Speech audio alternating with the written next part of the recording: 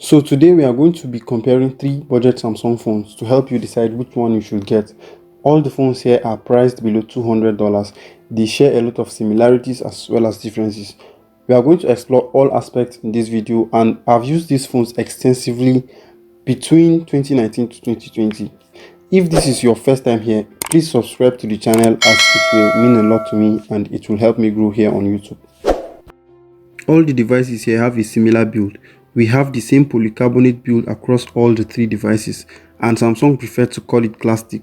Up front, we have the Infinity V display on the A20s and the A20, while the Samsung Galaxy A11 has an Infinity O display cutout.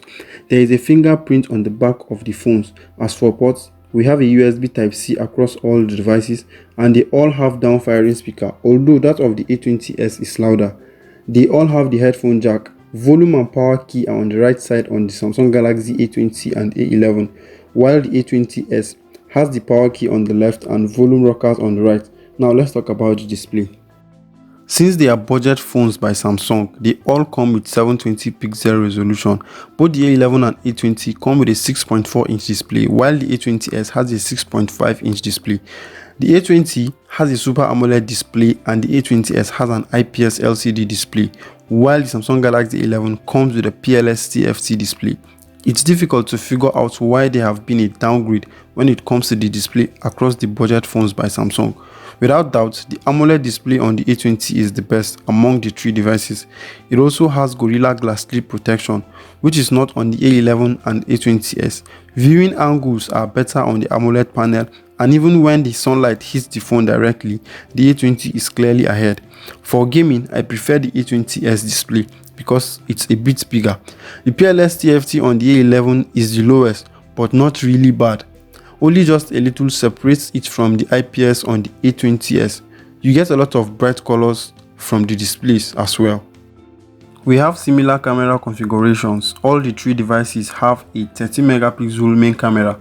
The Samsung Galaxy A11 and A20s, however, come with three cameras that consist of an 8 megapixel ultra-wide lens and another 5 megapixel depth sensor on the A20s.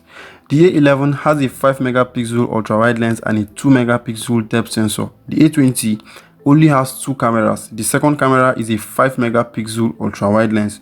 Here are some pictures that I took. The A20 and A11 are mostly similar, but I can't tell what is happening with the A20s.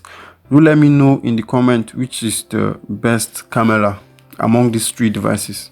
So battery across all the phones here is 4000 mAh, and I can tell you that you get an impressive screen on time. The 15-watt fast charger goes from 0 to 100 in less than 2 hours. It lasts a whole day on minimal usage, and you get up to 8 hours if you go hard. Battery life is the same on all the Samsung phones here. In conclusion, here are the cheapest Samsung phones of 2020, and if you want a good display, then the Samsung Galaxy A20 should be your #1 purchase. Performance for me goes to the A20s, but it's just by a slight margin.